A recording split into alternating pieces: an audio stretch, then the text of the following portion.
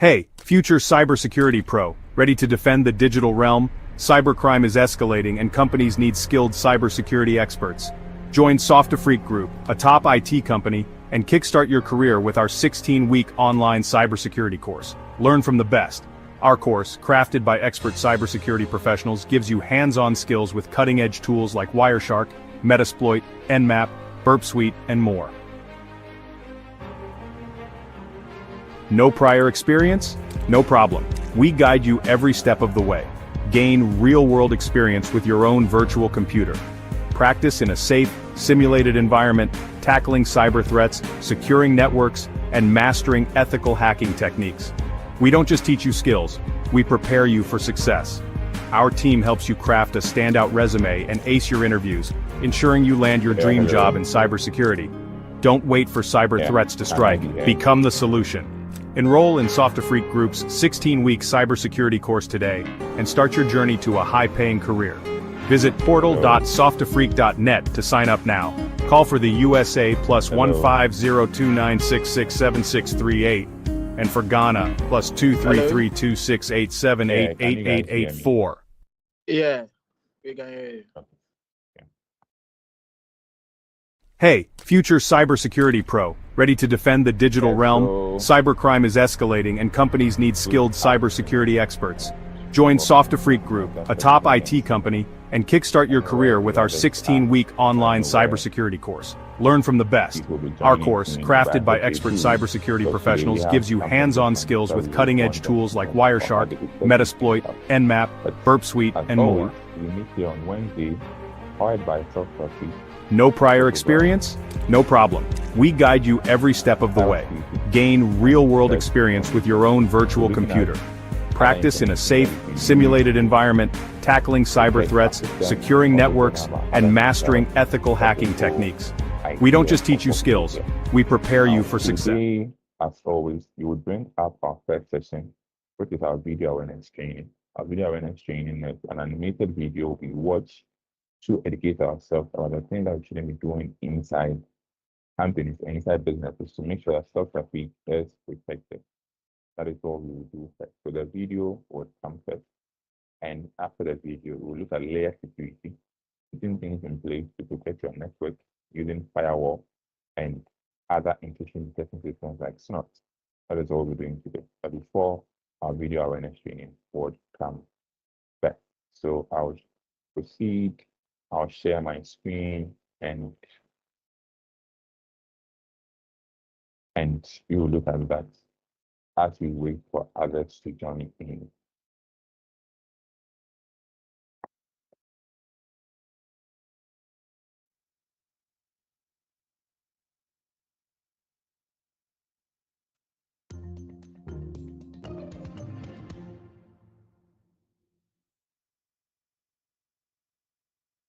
Ninjio, Episode 712, Game Day Decision. Security topic, verify before you trust. Starring Alex Thomas as CEO. Grand Theft Auto video game developer Rockstar and rideshare giant Uber both suffered recent similar attacks that occurred within a few days of each other. Both incidents could have been avoided by employees adhering to a strict policy of verify before you trust. Boardroom at Solarstone Games. Good news, everyone. The launch of Carjack 6 is on track to be our biggest ever. All forecasts look incredibly promising. Woo! Congratulations, guys. The CFO gets an urgent message on their phone. Quick, someone, turn on the news. Additional details still coming in, but reports of the hacker leaking news of the breach on a gaming web forum have been verified. They apparently told fans they'd stolen the source code for their latest game, Carjack 6, then released multiple videos depicting the game's setting and storyline. Shares of Solarstone have already begun to freefall on news of this leak, with stock prices reaching a multi-year low. This is going to crush us. I mean, this could cut sales. Our source code could end up on the black market, not to mention malware getting spliced in. How could this have happened? I don't know. but I plan to find out.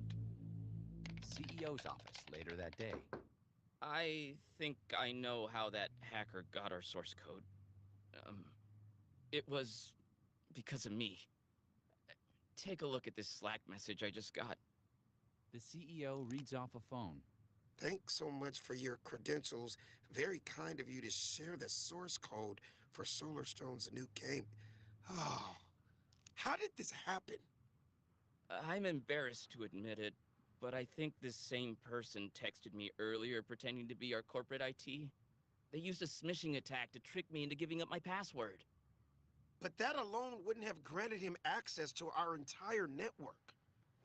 True, the coup de grace was when the same bad actor, still posing as our IT department, convinced me to accept one of the multiple MFA requests coming through that weren't generated by me. A video game depicting a developer being attacked by MFA notifications appears on screen. At first, I didn't accept one, but then I got contacted by someone I thought was our IT department. They told me the MFA requests would be fixed if I just accepted one, so I did. But turns out it was the hacker posing as someone from our IT department. I usually never would have been this gullible, but I've been working a crazy amount of overtime lately to meet our deadlines for the Carjack 6 launch. I was too focused on work to take the steps necessary to verify before trusting. That's probably why we got targeted. The hacker knew we were running up against deadlines and our employees would be under a great amount of time pressure. Still, I should have contacted IT directly from a known number instead of replying to the text. If I would have followed my instinct not to accept the MFA push notification, this never would have happened. I'm really sorry. I know you are. Our reputation has taken a big hit. There's no getting around that. But luckily, we have a dedicated fan base, and because of them, I think we're gonna get through this. I hope you're right. And I assure you, nothing like this will ever happen again. Because I promise to adhere to a strict verify before you trust policy no matter how big a rush I'm in. And I'll tell everyone I know that they should do the same. I appreciate that. Speaking of loyal fans, they're counting on us to finish this game. So, let's get to it. Teachable takeaways. Following a policy of verify before you trust prior to providing sensitive information can dramatically decrease your risk of a security incident. Hackers take advantage of victims who are under pressure and multitasking. They also frequently use emotional tactics. If a request is sensitive in nature, stop and think before complying. Security is everyone's responsibility, and individual actions can promote negative or positive outcomes. Proactive cybersecurity hygiene by everyone is a company's best defense against cyber attacks.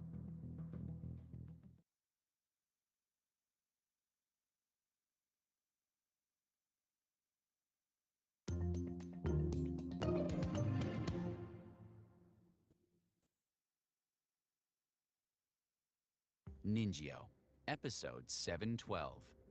Game Day Decision. Security topic, verify before you trust. Starring Alex Thomas as CEO. Grand Theft Auto video game developer Rockstar and rideshare giant Uber both suffered recent similar attacks that occurred within a few days of each other. Both incidents could have been avoided by employees adhering to a strict policy of verify before you trust. Boardroom at Solarstone Games. Good news, everyone. The launch of Carjack 6 is on track to be our biggest ever. All forecasts look incredibly promising. Woo! Great, thank you so much. Congratulations, guys. The CFO gets an urgent message on their phone. Congratulations. Way to go. Quick, someone, turn on the news. Additional details still coming in, but reports of the hacker leaking news of the breach on a gaming web forum have been verified. They apparently told fans they'd stolen the source code for their latest game, Carjack 6, then released multiple videos depicting the game's setting and storyline. Shares of Solarstone have already begun to freefall on news of this leak, with stock prices reaching a multi-year low. This is going to crush us. I mean, this could cut sales. Our source code could end up on the black market, not to mention malware getting spliced in. How could this have happened? I don't know, but I plan to find out. CEO's office later that day. I think I know how that hacker got our source code. It was because of me. Take a look at this Slack message I just got. The CEO reads off a phone. Thanks so much for your credentials. Very kind of you to share the source code for Solarstone's new game. Oh, how did this happen? I'm embarrassed to admit it, but I think this same person texted me earlier pretending to be our corporate IT. They used a smishing attack to trick me into giving up my password. But that alone wouldn't have granted him access to our entire network. True, the coup de grace was when the same bad actor, still posing as our IT department, convinced me to accept one of the multiple MFA requests coming through that weren't generated by me. A video game depicting a developer being attacked by MFA notifications appears on screen. At first, I didn't accept one, but then I got contacted by someone I thought was our IT department. They told me the MFA requests would be fixed if I just accepted one, so I did. But turns out it was the hacker posing as someone from our IT department. I usually never would have been this gullible, but I've been working a crazy amount of overtime lately to meet our deadlines for the Carjack 6 launch. I was too focused on work to take the steps necessary to verify before trusting. That's probably why we got targeted. The hacker knew we were running up against deadlines and our employees would be under a great amount of time pressure. Still, I should have contacted IT directly from a known number instead of replying to the text. If I would have followed my instinct not to accept the MFA push notification, this never would have happened. I'm really sorry. I know you are. Our reputation has taken a big hit. There's no getting around that. But luckily, we have a dedicated fan base, and because of them, I think we're gonna get through this. I hope you're right. And I assure you, nothing like this will ever happen again. Because I promise to adhere to a strict verify before you trust policy no matter how big a rush I'm in. And I'll tell everyone I know that they should do the same. I appreciate that. Speaking of loyal fans, they're counting on us to finish this game. So, let's get to it. Teachable takeaways. Following a policy of verify before you trust prior to providing sensitive information can dramatically decrease your risk of a security incident. Hackers take advantage of victims who are under pressure and multitasking. They also frequently use emotional tactics. If a request is sensitive in nature, stop and think before complying. Security is everyone's responsibility, and individual actions can promote negative or positive outcomes. Proactive cybersecurity hygiene by everyone is a company's best defense against cyber attacks. Okay, so welcome back from the video. So the last part is the proactive cyber hygiene. Last week, we talked about cyber hygiene, what we can be doing to protect our systems and to protect our network. So that's cyber hygiene. And based on the video we just watched, we can see that cybersecurity is not one person's job. It is supposed to be for all of us. So you guys must also contribute in such a way that the company system would be safe by not visiting websites, by not accepting these things, by not doing so much based on the things I've been saying here every time. So that's it. Now there will be no questions for today about this, or we will not answer any questions about this for today. We'll just jump straight into our short section where we'll be talking about layered security. So the idea of layered security is about the fact that we are putting things in place. We are putting things in place in such a way that our systems will be protected. Starting from what? Starting from minimizing the attack surface of or the risk of a company. See, so that's all we are going to be talking about. It just will be short and I'll demonstrate how we do that this short session. And then for those of us watching us from LinkedIn or other places, you'll be able to know what it is or what actually happened. Okay, so once that we are done with it, I'll just jump straight into our PFSense firewall. So PFSense firewall is an industry standard firewall, an open source firewall software that runs on a computer or as an appliance. And a firewall looks at what is coming in or out. So a firewall will look at coming in and going out. So with PFSense, that is what it is. You set rules and you block what is coming in, you allow what is coming in, so on and so forth. That is what it is. And there is an actual firewall, a network firewall. So firewall comes in two interfaces, the local area network and the wide area network. So as you can see on my screen, there's local area network, there's wide area network. You must connect your firewall to the local area network and so the local area network is the computers under your care.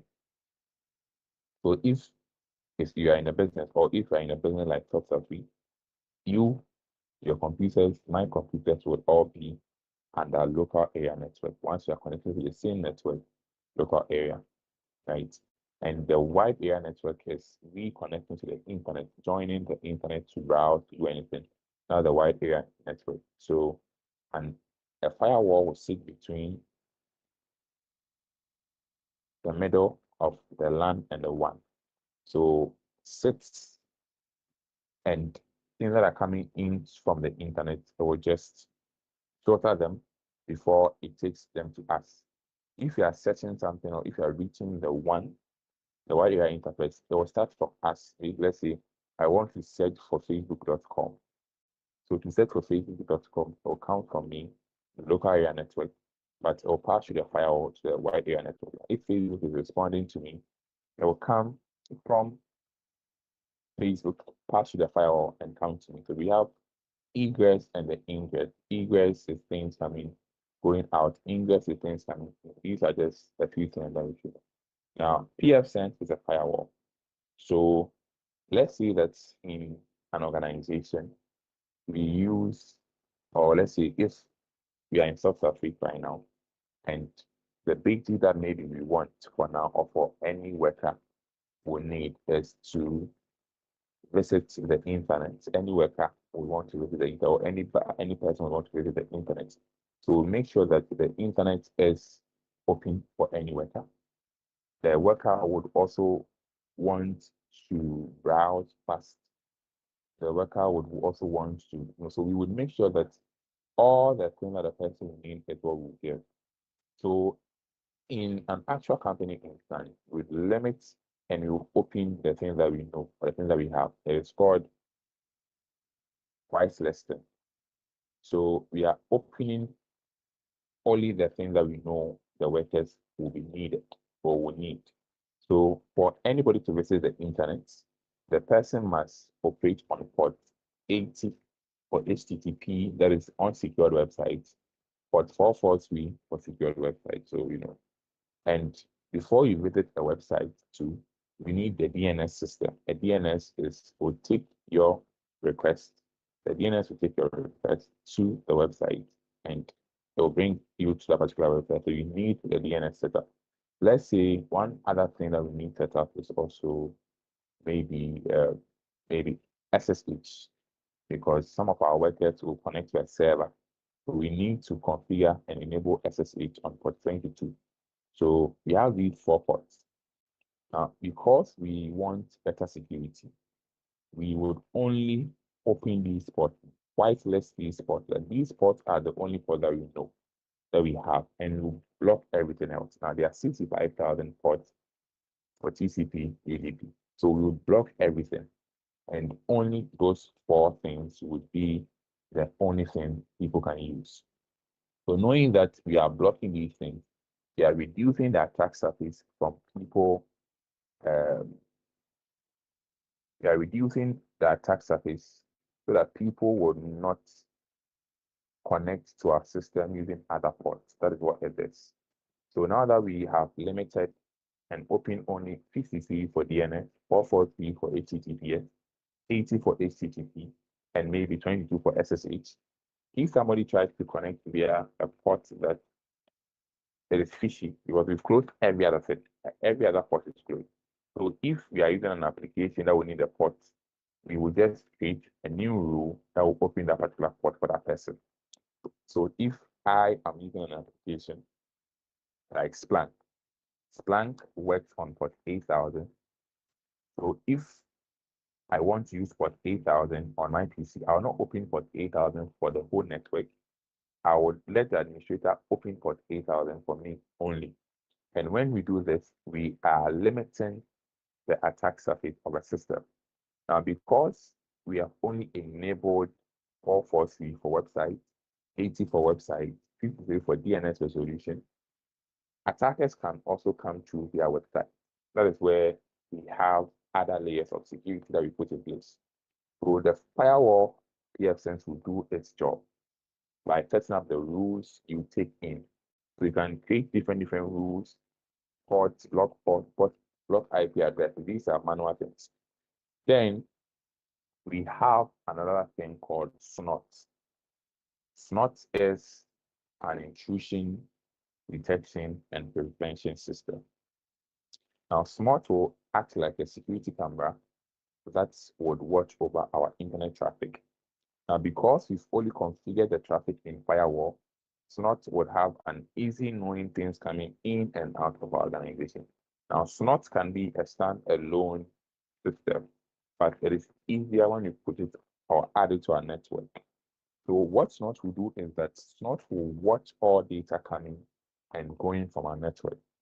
If it sees any activity that somebody is trying to hack, somebody is a virus, it looks at the behavior of that thing, SNOT would alert you depending on your configuration. So you can do SNOT as an intrusion prevention where you block it, and you do SNOT as an intrusion prevention where you alert. So when you are setting up SNOT and you say, okay, whenever this is coming in, please alert me, it becomes an intrusion detection. Whenever you say prevent it, block it, it becomes an intrusion detection. The difference is that one would tell us that, hey, somebody is doing something fishy on the network. Do you want to block it or do you want to allow it? That is the intrusion detection. It will detect where this is coming in, and with the intrusion prevention, it will just prevent it from going in. And SNOT uses rules and signatures. SNOT has inbuilt systems or things that they show that these are attacks. You don't have to even configure a lot of things. SNOT in its own knowledge, in its own system, would update its feed where attackers are trying to hack people's system. So whenever these things are happening on your network because of SNOT feed, it would block it automatically. So that is what SNOT is, an intrusion detection system that would block and look at things coming in and that. Now we also have another layer of security that we could be talking about that is called PF blocker NG. This is another thing that looks like somebody who is standing with a list. This security man is standing with a list. Whoever comes to the building, the security man will check the list and see if you are part of the list. If you are part of the list, it will not allow you to enter. So what PF blocker will do is that it would look at who is coming in. If this person is coming in as dangerous, is it dangerous based on what? Based on a country, based on an IP address, or based on a website? That is what it is. With PF blocker, you could block somebody from a different country. You could block all IP addresses from Ghana. You could block every other IP address coming out from any country and leave only US. That means that your company is in the US. You could also say you are blocking every IP addresses in the world and you are leaving only Ghana open. So anybody connecting to our system, if you are not from Ghana, so we are limiting or we are reducing the attack surface. So far, we've talked about the firewall to reduce the ports that anybody can open. Now, if you are connecting to the system using the ports that are open and you are not from Ghana, because your IP address do not show Ghana, it would block you. So that's called geolocation. So with PM blocker, you could do that and limit bad actors from different countries. So you know that with people from, let's say, Ukraine, they have bad access and a lot of traffic are coming from there. If you just go in there and you would block people coming from Ukraine, just like that, any IP address coming from Ukraine or any website that's from Ukraine, you can just block it, just like that, and that would be fine. One thing that the PF blocker can also do is to also stop malicious domains. So once you have PF blocker installed, you see it here because PF blocker acts like a firewall setting. To get PF blocker on your system, you can just install it yourself. So you go to the packages manager, you go to available package, and you just install PF blocker here. You see other things we can add up to our system, but PF blocker is one of them. You could also add Nmap to your system so that you use Nmap to look at the ports that are open and closed on your system, so on and so forth. But PF blocker as this, and then we will just install PF blocker on our system.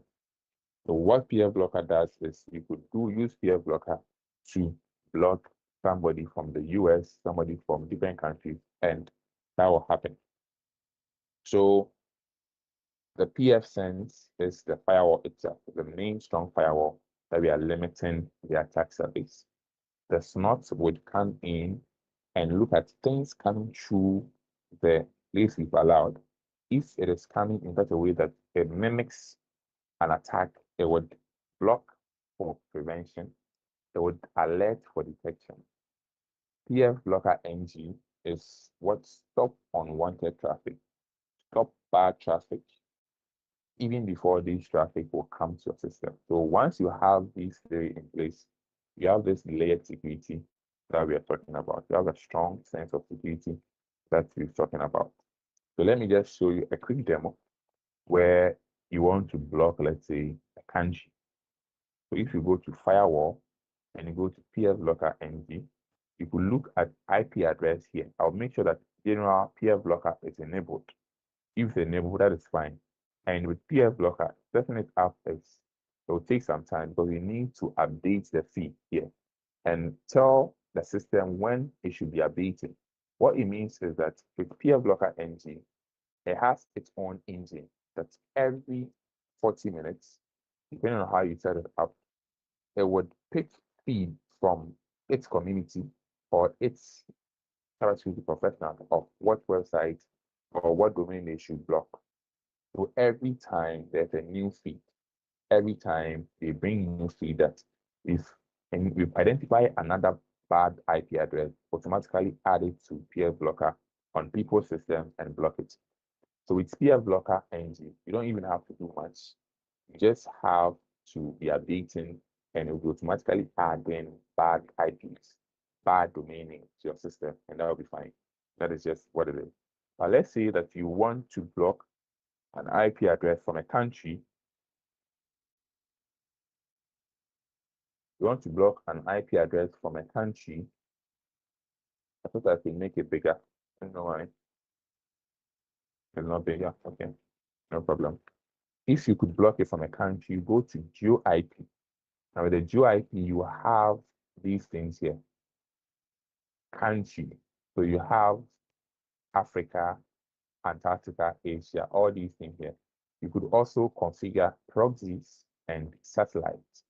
Satellites from which countries do you want it to be enabled or disabled? These are the logs, and this is when you want an action.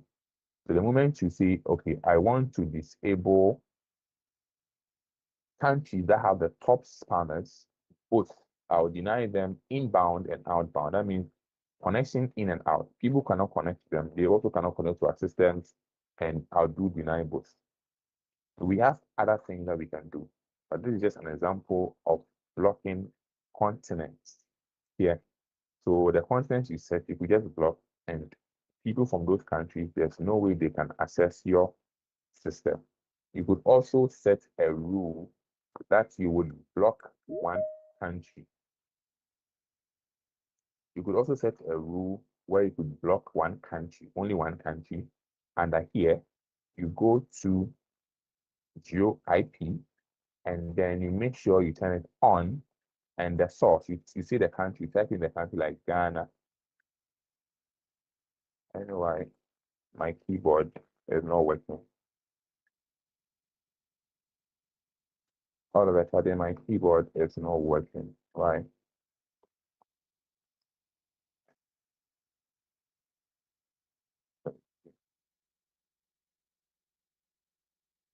So it works here. No, it doesn't work here. Okay. So you make sure the GeoIP is selected. This is on. Then you type the country. So which country do you want to block them? Let's say you type the country Ghana, and you look for Ghana. So are you blocking IPs in Ghana, especially in Ghana? You could do that, and you could create a name, a description, the action you want. So the action you want to deny, do you want to open, do you want to block, do you want to do this, do you want to do that, and automatically you will just do that. When do you want this update to happen? Every hour you want to look at things coming in from Ghana, hours of South Sudan. So you once you do this, everything coming in from the country Ghana, you are blocking them. So you are putting different layers in place to minimize the attack surface coming in from your other places to affect your network. That is the whole idea of these things. So we have many things we could do. But the whole idea is these PF Blocker NG have its own list where it runs an update every 40 minutes, I think, where every 40 minutes it would update itself with IPs and domain names. So once you see DNSBL, it is domain name blocked or domain name system block, which is some domain names out there are bad or attackers are using this domain name. So once you enable these things, it would automatically import domain names. So you see the domain name that it has blocked so far. So every time or different types of feed it has. So it has these feeds from 90 IP4 addresses, 90 different feeds, IP6 addresses, 16, DNS blocker groups, 131. So it has created these groups that every time it is updating itself. And if anybody is part of the group here, the person would even be blocked before they come to your system. So this is just where you are limiting the attack surface of cybersecurity, where you don't want a bad person to even come to your system. So if you don't want the bad person to even come to your system, you would minimize the attack surface. And by minimizing the attack surface, you would add this list, and this list is automatic. It would update its feed every time. And after it updates its feed, it will just add them up automatically. And these people will be blocked if they're an IP, if they're DNS, so on and so forth. Now, you could also create your own DNS group manually.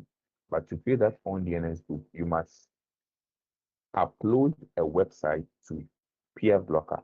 PF Blocker do not work with local things or local domain. So you would have to compile a list of the bad websites, and then you host them on a platform, and you give the link to PF Blocker, and PF Blocker would block them for you. So let's say you could create a GitHub account for your company, and that GitHub account, you could be posting repositories of bad links or bad domains, and you copy the GitHub repository link, or yeah, and you'd feed it to PF Blocker, and PF Blocker would visit your GitHub and go through the document and pick those feeds there. As you pick those feeds there, it would just block them for you. But the best thing we will do is to allow PF Blocker to do its job, where after you have it set up, it will just take feeds from its own system, its own security system, and it will be giving us information that these IP addresses are bad, block them. These IP addresses are bad, block them. And it will do that for us every time. So the firewall is a genuine thing, a strong thing that would protect our system based on in and out. And I just said when I was starting that you could limit the attack surface by blocking any other ports and just leaving maybe port 443 for HTTPS, port 80 for HTTP, maybe 53 for DNS, and 22 for SSH, and maybe other few things might need. And you block everything else. So when somebody needs to use a port, if the person is installing a system that needs another port, you just create a rule that will open that port for that person only to use on their system. That is just what it is. So first, you are reducing the attack surface by closing any other ports and allowing traffic on those 443, 80, so on and so forth. Now, as you are allowing traffic on 443, 80, 53, so on and so forth, you could also have other layers of security to check those ports that are open or to check traffic coming out of those ports. PM blocker NG is one like that, and SNOT is another one. I won't go into SNOT today, but SNOT is an intrusion detection and prevention system. So an IDF IPS can be put inside, added to the firewall, and an IDF IPS will be like your inspection officer. Anybody coming in, it would inspect your behavior to see if where you are going or what you are doing, you look like you are bad. You look like something is wrong, and then it would allow you to come if something is wrong or not. That is the whole idea of these things. So PF blocker will do that. But what the PF blocker will do is it will look at its feed. It has a feed where it has a list. In the list, it contains bad, malicious people that it has encountered. So every 40 minutes, it would update its feed and add bad IP addresses to the system. You just have to turn it on. And you can do that. You can also manually block IP addresses coming from different countries and limiting or reducing also attack surface through the port that is allowed open. That is where I showed by going to IP, you go to geo IP, you see countries. But before you set this geo IP systems in PF blocker NG, you have to register to get feed. These things are not somehow free, but you have to register to get a key, and getting the key, the license key, you add a license key to this particular system. And then the license key mostly, once you are setting it up, you need to put the license key there and to take the feed there. So this is just a license key I have here and my account ID, so that I'll be able to use geo IP configuration. I'll be able to block IP addresses from different countries. I can manually select the country that I want to block all IPs coming from those countries, so on and so forth, if you want more things. So on one network, you could add different layers. You could also say that we want anybody to connect to our system using a VPN. We can go and configure VPN and say that before anybody comes to our network, the person must have been connected to a VPN. If we want more security, we want connections to be encrypted even before it comes to us. So one system, a firewall is there, an IDS is there, a blocker or another system that blocks based on bad reputations, bad domains, and countries is also there. And we also have VPN tunneling, where we want to just allow only people who have connected to this VPN to have access to our system. We could all set these things up. And once we do this, we are, as I said, minimizing attack surface of a system. So that is what we started, and the demonstration we did earlier. That's what we did. And for those of us who didn't join us early, you know what to do, but it makes a lot on those aspects. So this is what we'll do today. PFSense is a firewall.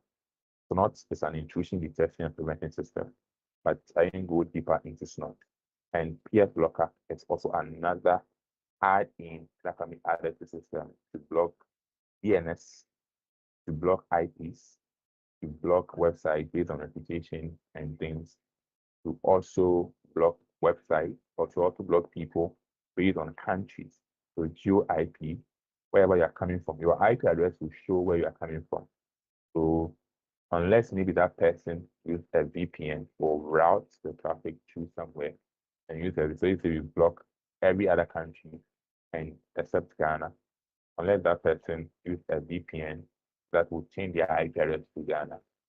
And that is fine, but it doesn't mean the person will get into our system. If this person is doing something that is fishy, the SNOT as an intrusion detection system would alert the system. If you want detection, it will alert. If you want prevention, or block that person from doing anything on the system. That is what layered security is, or layered network security. So this is where I will end. I just promise that this will be a short session about that. So yes, any questions so far before we leave? Yeah.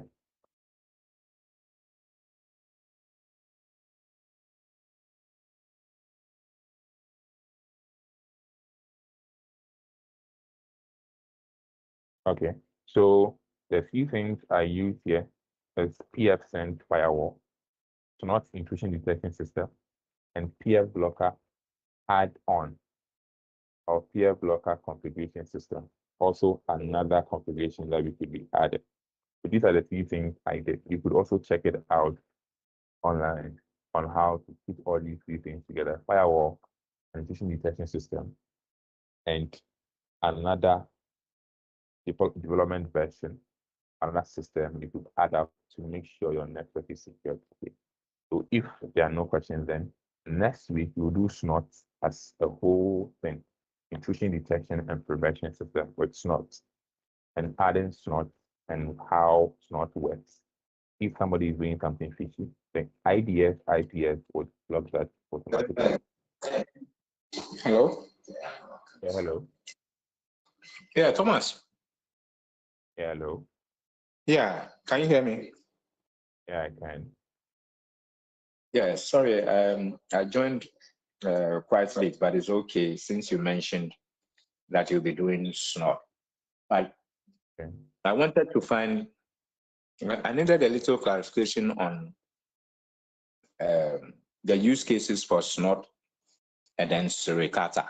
Are they both IDS, or one is an IDS and the other one is an IPS? Okay, so both can become IPS, both can become IDS. They are IDS IPS system.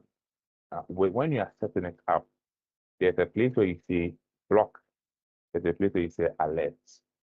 I don't know if you understand. With SNOT like this, there's a command where if you are setting up SNOT, it will say, do you want to block any intrusion, or do you want to alert us? So if it's alert, it becomes detection, so that you would block that in the end. But if you do it block automatically without you reviewing it, then it will become a prevention. Now, with SNOT like this, it has its own feed that it adds to the system. So once you set it up, you have to let it download the feed. Now let's say that SNOT will look at behaviors of somebody. If somebody is trying to access an account for many times, let's say somebody logs into the same account 4 times, SNOT will see this as an intrusion detection. If somebody connects, let's say somebody uses an Nmap to scan your system so many times, or somebody wants to do network scanning, SNOT will see this person as an intrusion. So as long as SNOT would see that, because SNOT has inbuilt behavior that it's looking for, and if anything coming in matches the behavior, it would block based on your settings. So once you block it, this intrusion prevention. Once you say alert me when these things happen, SNOT would act as an intrusion prevention. So that is what happens with those things. So it is how you set it up. That one will become either it will become intrusion prevention or will become an intrusion detection. Do you understand Okay, that?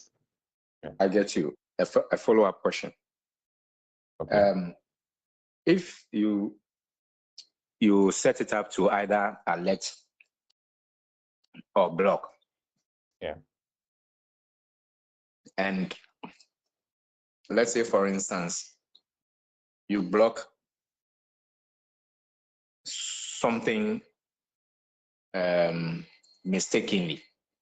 Okay. Without the alerting, how would you know that something has been blocked for the reason of investigating to find out whether this one is a false positive? Okay. Okay. This is solid question. All right. So let me use Snot for example. With Snot like this, you could set the number of days an IP block should leave the system or should go out of the system.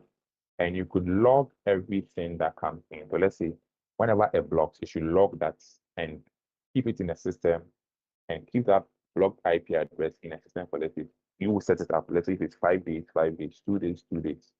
So if you have blocked it, you have set it to block people. You are not alerting. Alert is you would manually block.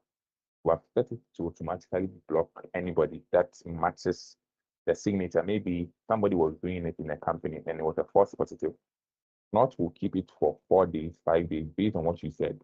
So we see, so not will say, I have blocked this particular person 3 days ago, 4 days ago, 5 days ago, depending on the number of times you set it up. You can go in there, yes, it has been blocked, but you can go in there and review it and see whether you would leave it to leave the system or you would just remove it from that place. So even though it has blocked that person, it still keeps an update of that person. The interval, like it's called the interval record. How long do you want this to happen? So remove block list interval. How long do you want to keep this IP addresses blocked in a system? So 4 days. A false positive would be put in a system for 4 days. You would have to investigate the false positive, and if one of them is bad, you just remove it from the block list, and that will be okay. And that is one thing about Snot. I don't know if that answers your question. Yeah, you have, but you maybe next week when we meet. Okay. Okay. The purpose of time, because once you're talking about logs, it means that you either have to manually visit Your log. the logs, and my thinking is when a particular block happens, whether maybe I'll be alerted via mail, via whatever means, WhatsApp, whatever, to ascertain that, okay, this particular IP address has been more or less like blocked. Yeah. So I would know where that IP address is coming from and the reason why it has been blocked. Okay, but then if I have to manually go back into the logs and be checking one by one, there could be a lot of blocks, okay, that I would have to go through one by one to investigate. And if there's a false positive that perhaps I need to allow, it would have taken me some time in order to actually arrive at that particular position and even eventually unblock, so to say. So that's how come I was actually looking out for the alerting so that you get notified in real time that, okay, this particular traffic has been blocked. Okay. So if you with the alerting, yes, maybe there might be a way around where you get a raw time update. But you see, most things, most companies or most systems will also have SIM for real time monitoring. So let's say if you use the ELK stack, Elasticsearch, Kibana, and Logstash, if you have this, let's say SIM2 added up to your logs, as soon as something happens, Elasticsearch, Kibana is such done in a way that it will give you a visual interface, so it can alert you. And once you go there, you see all IP address block. Kibana is like visualization to create tables, nice graphs, so on and so forth. So let's say you have this stack connected, whenever there's a block, it is Kibana that you set the rules in that will tell you and will alert you that this IP has been blocked. So Kibana will show you, will make your search easy. So you see, you can create a rule in Kibana that says that all blocked IP from Sonos should be in a table. So daily, every day you go and see new block lists. Every day you go and see new block lists. That is, it makes the log easier for you to understand. I think that's the whole idea of SIM. That the logs is plenty, but with Kibana, we could make it simple, similar. Whenever there's an alert, they would send you a message, or send you an email that this and this happened. Right? But I don't know if there's a direct connection to Snort that would alert you as if you are blocked automatically, like at that time. That one I don't know. I mean, unless maybe there might be, but I don't know what happens with that. So I'll just find out and see if there's a direct alert you could get from Snort and see if something will be blocked in real time. And if you understand what I'm trying to say. I get it. Thank you. Okay, you're welcome. So that will be all for today. I'll see you guys tomorrow where we'll talk more about Snort and how you could set it up. Okay. Yes. Enjoy your week and learn more about cybersecurity. It's an interesting field, and do more hands-on practicals and things. We'll meet next week and we'll talk about cybersecurity. Enjoy your week. Bye-bye. Okay, bye.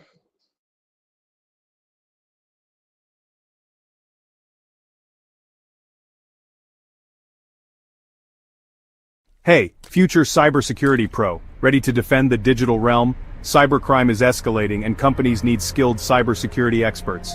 Join Softafreak Group, a top IT company, and kickstart your career with our 16-week online cybersecurity course. Learn from the best. Our course, crafted by expert cybersecurity professionals, gives you hands-on skills with cutting-edge tools like Wireshark, Metasploit, Nmap, Burp Suite, and more. No prior experience? No problem. We guide you every step of the way. Gain real-world experience with your own virtual computer. Practice in a safe, simulated environment, tackling cyber threats, securing networks, and mastering ethical hacking techniques. We don't just teach you skills, we prepare you for success. Our team helps you craft a standout resume and ace your interviews, ensuring you land your dream job in cybersecurity. Don't wait for cyber threats to strike. Become the solution. Enroll in Softafreak Group's 16-week cybersecurity course today and start your journey to a high-paying career. Visit portal.softafreak.net to sign up now. Call for the USA +15029667638 and for Ghana +23326.